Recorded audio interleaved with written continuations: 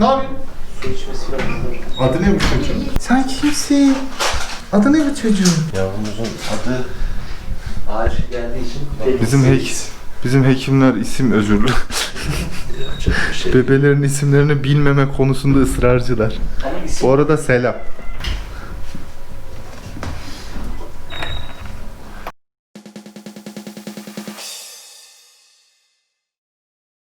Anne, hırçınız. duydum ki hırçınmışsın. Çok hırçınmış. Box'la gelsin dedim. O şekilde geldik. Tutamadım dışarıda. Bakamadım tam. Ağzı gördüm. Ağzı... Ha direkt acil geldi. Bayağı kucaklayıp getirmişler. Ne yapmış abisi? 11.40'da saat.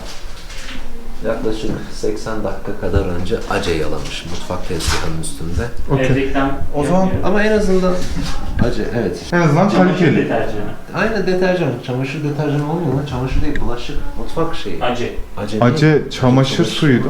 Çamaşır. Hayır ya. Çamaşır. Mutfakta tezgahları falan her yere yüzey temizleyici gibi. bütün her Evet, yere acı kullanırsın. çamaşır suyu. Çamaşır deterjanı da deterjan Toz da olarak var. var mı? Toz. Acenin tozu da var ya. Evet. Karacan. Ace, Ayşe teyze. Evet. Evet. Evet. Ya. Bu arada şu an beklememizin sebebi Sercan abimiz ilaçlarını hazırlıyor ufaktan. Benim tutmam gerekiyormuş enjeksiyon sırasında. Siz geçin. Opsiyonel başlayacağız. Tutalım mı? Genel tablo görelim. Ne yapacağımı da göre karar vereceğim. Aşkım. Sakin duruyor. Şuradan. Aferin. Aferin bir tane. Sakin Ha, duruyor. Ha. Sakin durmuyormuş. Sakin duruyormuş. Ama sadece dururken sakin. Tamam aşkım. Seni göreceğiz, ateşi göreceğiz. Abi onu da indirsene o tane. Ben daha hızlıyım. Tamam bir tane. Sakin ol. Ama acı yalamak nedir lan? Manyak mısın? Ağzı Sen de göreceğim. ağzın. Ha ağzını göreceğim. Batına bakalım. Evet. Ben almak istiyorsan. Harika olur. Evet. Sağlam tuttuğumu düşünüyorum. Hayır. Ama çocuk da sağlam. Bir şey yok. Temiz.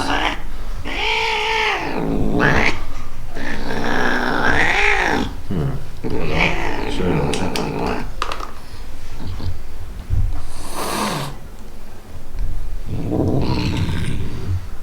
Evet. Aç. İyi. Gördüm. Dilimi Lezyon falan. Hı, gördüm. Aç.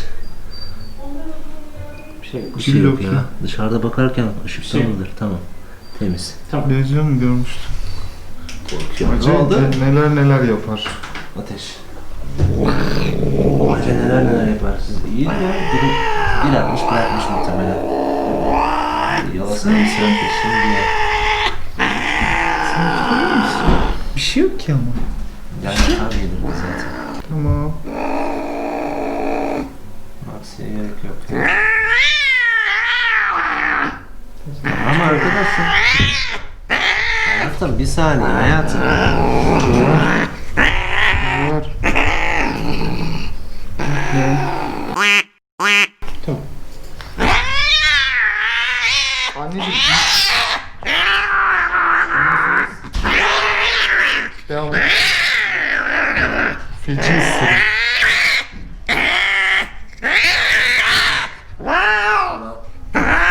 Tamam. Bitti mi? Güle güle. Orada salya malya artmışsa. Lan bütün Arkadaş. Bak bak bak. sakin olur musun? Sakin olur musun?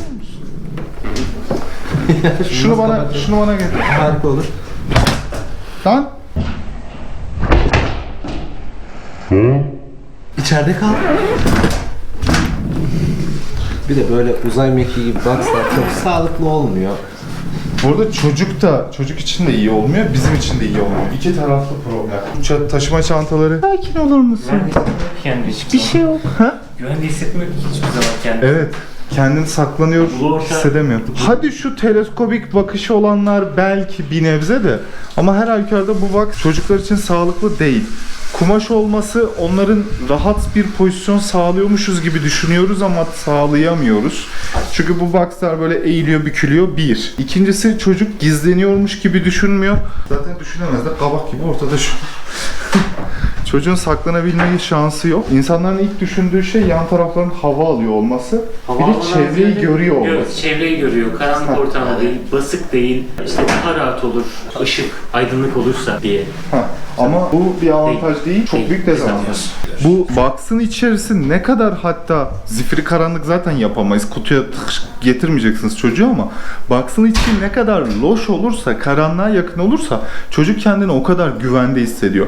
Ha, tabii ki bu demek değildir ki tamamen işte box'ın üzerine de örtüler kapatalım, öyle getirelim falan değil. Yani amacımız böyle zifiri karanlığa ulaştırmak değil. Ama çocuklar zaten biliyorsunuz, hani herkes biliyor bunu. Kedi köpek, kediler deli gibi kutu içerisine girmeye çalışırlar.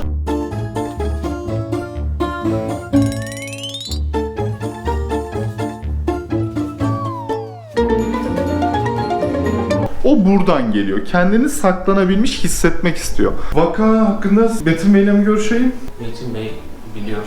Öyle mi? Gerçi Hikayeyi söyle. hikaye şu. Ace yaladı. Çok güzel o, güzel bir hikaye. Metin abisin o zaman, dur. Ben hasta, işi biter. Nasıl? Metin'in önünü çevireyim. Metin'e çelme takmaya gidiyorum.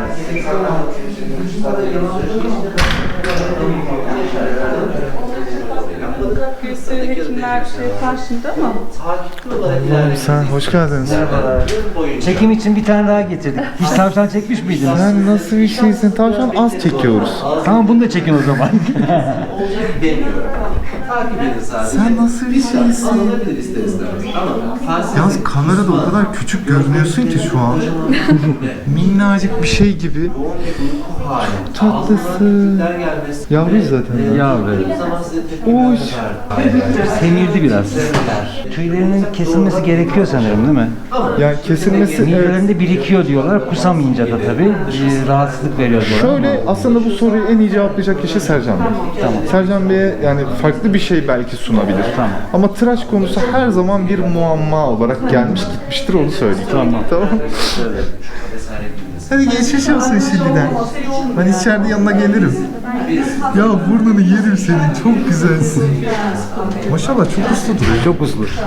Ateş olsaydı şurada yapacaktı. Merhabalar. Şu fazla içeride vesaire yapacak. Şu anda ilk enfeksiyonu. Bunların takipli olarak ilerleyeceğiz bu süreçte. Dediğim gibi herhangi bir halsizlik, iştahsızlık, iştah biraz az olabilir. Kusma, ağzına köpüklü şekilde sıvı gelmesi, onun dışında dediğim gibi ishal olması, çok yoğun bir halsizlik, titremeler, vücudun alev alev yanması, buz gibi soğuması gibi olgulardan en az bir tanesini yaşayacak olursak doğrudan ihtimalleşeceğiz. Tablo bu şekilde gelecek. Bugün gün boyunca kontrollerdeyiz. Gözlere de dikkat edin. Göz bebekleri kocaman açılırsa ya da küçücük hale gelirse de doğrudan irtibatlaşacağız konuyla. tamam. Peki bir gün takip edelim yoksa? Bugün yeterli. Bir gün Akşam yeterli. kadar yeterli olacak. Zaten Herhangi sıkıntı bir- yaşayacak olsaydık şu ana kadar gerçekten çok büyük belirtiler göstermeye Tamam. başardı. 1,5 saat. Çünkü yaladı, işledi yani. Yaladı orayı, o ocağın üstünü. İlse zaten inanın bana bu şekilde gelmezdiniz. Kucakta Evet. yan yatmış halde gelirdi, Allah korusun. Evet. Güzel bir tablo değil. Tamam. Siz 24 saat açık mısınız Evet. herhangi acil durumda? Acil durumlar için zaten telefonlarla ulaşabiliyorsunuz. Evet. Akşam 7'ye kadar bizim de açığız. Tamam. Sonrası için yapılabilecek uygulama varsa söylüyoruz. Zaten genelde de böyle bir olgularda da yönlendiriyoruz. Sizi Tamam. yönlendireceğimiz yerler oluyor. Tamam. Olsun. Yani her halükarda ulaşıyor oluyorsunuz. Bana yönleniyor telefon. Tamam. Bilginiz olsun. Bu arada çektik. Biz acil durumları en azından Metin Bey anlatsın diye, ama yayınlamamda herhangi bir mahsur var Yok, mıdır? hayır. İzin almış olayım. Hayır, hayır. Tamam. Yayınlayabilirsiniz. Tamam. Geçmiş olsun diyorum Tamam, tekrardan. sağ ol. Gerekli uygulamaları Selen Hanım Tamam. yapacaktır. Tamam, teşekkür ederim. Ben de sizi böyle oynatayım. Buyurun efendim. Şöyle gelin. Ne ya? Hasta var mı burada? Olacak. Olacak, alacağım. Biz ikinci muayeneye geçelim. Çünkü bir soru soracağım sana. Odaya git. Odaya kaldırın. Odaya kaldırayım, gel gel. Metin'i odaya atmaya götürüyorum. Bir iki soru soracağım ya. Soramaz mıyım? Sorarsınız. Ağzım burnum kıl oldu sadece. Ne soracaksınız bana? Ne soracaksın? Dur, sırma. Eşek sıpası. Buyurun efendim. Buyuralım. Hızlıca Metin Bey'i içeriye aldım. Böyle bir planlı çekim olmadı bu, ama şöyle bir kadraj doğru mu ona bakayım. Kadrajda Metin Bey'i görüyoruz öyle. Görüyorlar mı? Yakup'u da görüyorlar. Yakup artık benle burada. Anlatırım o konuyu. Ace içmiş dedik ya, çamaşır Evet. suyu. Çamaşır suyu başta olmak üzere deterjan vesaire gibi şeyler hayvanlarımız içtiğinde, kedi köpek, hasta sahibimiz ne yapmalı? Neye dikkat etmeli? Doğruca veterinere gidiyorum. Tamam hadi.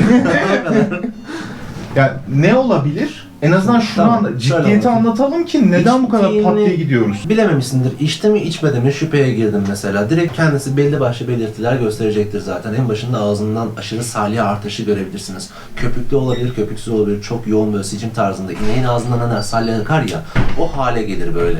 Ağız yoğun bir köpük hali oluşabilir. Bunların hiçbiri olmayıp daha farklı senaryolarda yaşayabilirsiniz. Ne en basitinden? Ağız içinde dilde yoğun yaralar, dilin ucu arasının ucuyla sürekli batırıp çıkardığı için ilk başta dilin uç kısmında yoğun bir kızarıklık diyeyim. Kızarıklık oluşabilir. Ağız içinde yaralar oluşur. İştah kapanır. Hayvan deli gibi yanıyordur ya da buz gibi kusmaları illaki oluyor. İster istemez de genelde bu bazında gittiği için çok kusmayı hemen yaşamıyorum şeylerde. Evet, hemen kusma şekilleniyor. Hemen kusmadansa ben genelde yan yatıyor kalıyor görüyorum. Evet. Sonrasında yavrumuzun göz bebekleri kocaman büyüyebilir. Minnacık küçülebilir o siyah içerisindeki yuvarlak halkası. Sonrasında dediğim gibi titremeler görebilirsiniz. Halsizlik, yoğun bir halsizlik olur. Aşırı iştah yok zaten dedik. Hemen böyle bir ishal olacak falan filan bunu beklemeyin. Öyle bir şey bir anda etkilemez. İshal olması demek. Evet, hızlı aslında dediğin komplikasyon doğru. değildir. Kusma, ishal Kusma böyle birkaç oluyor. saat sonra gelişecek Aynen. şeyler. Hani ishal değilmiş, dışkısını yaptı, bir şey olmamıştır falan değil abicim. O ishal bir anda olmaz. Yani yuttuğun şeyi hemen çıkarıyor musun? Sen içtiğin suyu hemen tuvalete girince işiyor musun? Hayır. Böyle bir şey yok. Ben de yapıyorum da hani içeyim de işeyim da diyormuşuz ama yok yani. Hani dediğim Güzel. gibi doğruca bu tarz olgularda Yoğurt yedirelim mi? yani Bir boka yaramıyor. yedirirler, yer hayvan ama genelde bir halt olmuyor gerçekten. Evet. Yani çünkü hep öyledir ya. Hani Zehirlendik, yoğurt yedirelim. Kedi çimi verelim, tuzlu su verelim, kusturalım, bilmem ne yapalım. Ya hayvan ölmek üzere, anafilaktik şoka girmiş, tuzlu suyu verdin, kusturdun, kusamadı, aspire etti. Daha da kötüye götüreceksin, ciğere kaçıracaksın, ağzına gelen... Tam olacaktım. Aspirasyon pneumonisine Aynen. gider o. Böyle şeyler yaşanıyor. Direkt acilen en yakın hekime başvurun. Evet. Vallahi bunu yapın Kesin. yani. Burada mecbur. Yani bu böyle Hayır, gidemiyoruz deseniz bile arayın ya. kesinlikle. En azından Bir o an ne var? Bunu anlatın. Çünkü biz böyle şu an Türkiye'ye hitap ediyoruz. Adam işte doğuda bir köyde kedisinde bunu yaşıyor. Pat diye gidemiyor. Belki köyden gitmesi saatler sürecek. En azından bir veteriner hekime kesinlikle ulaşın, arayın. Benim kedimde şu an bu var. Ben ne yapayım? Ne zaman getireyim? Hemen yola çıkayım mı? En azından bunu kesin yapmalıyız. Kesinlikle. Onun Tamam. dışında çok ateşlenecektir. Bu tarz olgularda soğuk kompresler vesaire bunları direkt hayvanın ağzına burnuna sokmayın. Bunlar patilere yapılan şeylerdir. Yani buz gibi soğuk suya da sokup çıkartmayın. Buz Bunları içirin yapanlar- falan var. Bunlar Buz bir yedirin. dünya şey, buz yedirin onu. Geçen kimdi o? Bir tanesi göle geldi. Evet. Ya şimdi bu Şey dedi, onu ben açıklayayım. Yo, ben çok rahat konuşabilirim o konuyu. Buz yedirmek kesinlikle tıpta var karşılığı. Ha. Ama ya bir sürü ilaç var.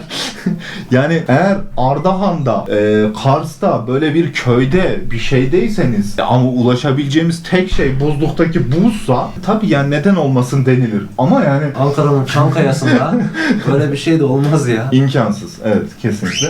Nerede? Bu kadar. Tablo böyle yani. Kısa oldu. Bununla alakalı Öz daha oldu. uzun bir Buna dair bir direkt ilaç var mı? Ya işte ilaç var. Neydi? yok hani panzehir kelime karşılığı. Direkt bir panzehiri var mı bu böyle zehirlenmelerin vesairelerin? Belli ilaçları var tabii ki ama hepsinin net değil. Evet. Olgudan olguya değişiyor her şey. Öyle bir panzehir dediğimiz bir ilaç, böyle zehirlenmede çamaşır suyuyla zehirlendi, şu ilaç çözümüdür falan gibi bir şey yok. Söylemem, yok öyle bir şey Evet. diyemem. Çünkü genel tabloyu görmek lazım. Ateş mi var, yedi mi, içti mi, yaladı mı? Her canlıya, her hayvanı her canlıya her ilacı kullanamazsınız. Aslında içeride hatta şimdi benden önce zaten Metin ve Sercan tutmuşlar. İlk muayenesini yapmışlar ama çocuk bir noktadan sonrasında izin vermemiş. Yedi bizi. Ateş ölçümünde. O yüzden 3. kişi olarak ben girdim tutmak için. Ateş ölçene kadar mesela ilaçların hangisinin verileceği... Yakup bir Sadece- yandan seni yiyor.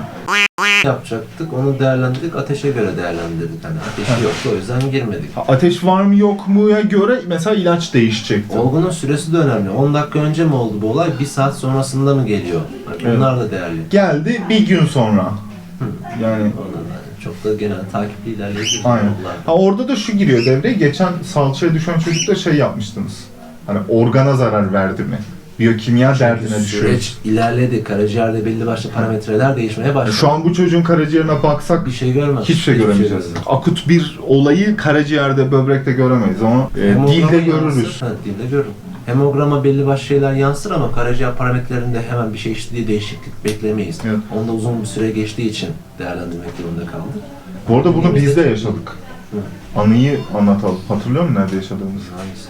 İlk koronanın patlak verdiği vakit klinikteki dezenfeksiyon süreci böyle tabii ki o an neyi nasıl yapacağımızı bilmediğimiz için Çolak samuray. neyi nasıl yapacağımızı bilmediğimiz için her yerde olduğu gibi herkes işte ilaçlamalar, bir şeyler, çamaşır suları falan havada uçuşuyor. İnsanlar marketten aldığı çikolatayı çamaşır suyuyla silip yiyordu. Hani o dönemden bahsediyorum. Mart ayı vesaire.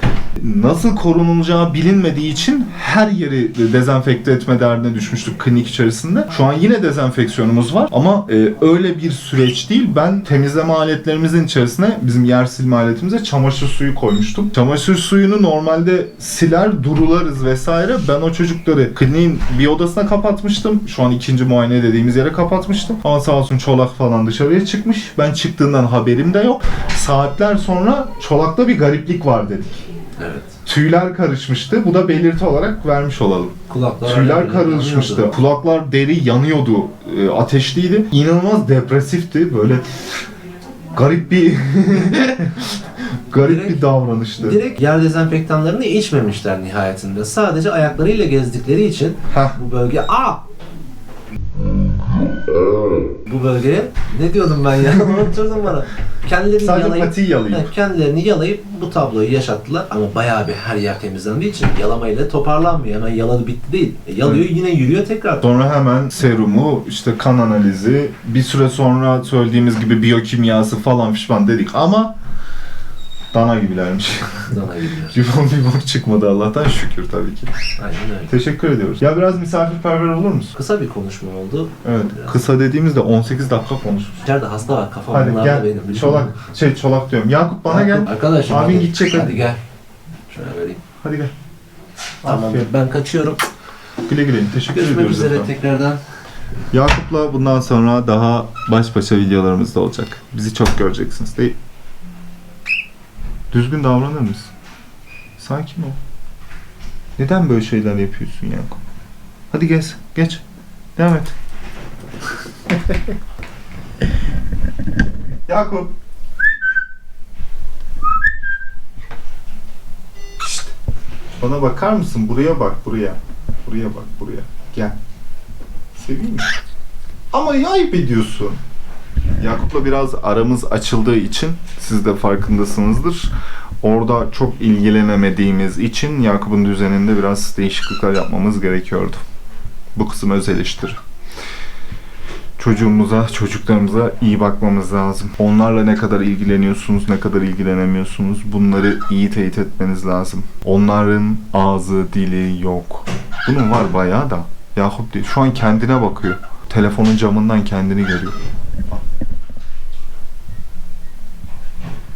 Şu an kendiyle konuşuyor. Annem. Yakup.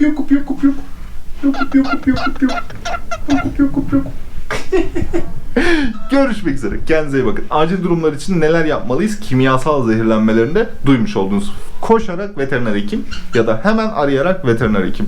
Çünkü biriyle teyitleşmeniz lazım. Bu işin bilmini, ilmini bilen adamla teyitleşmeniz lazım. Görüşmek üzere. Şimdiden geçmiş olsun. İnşallah böyle şeyler yaşamayın.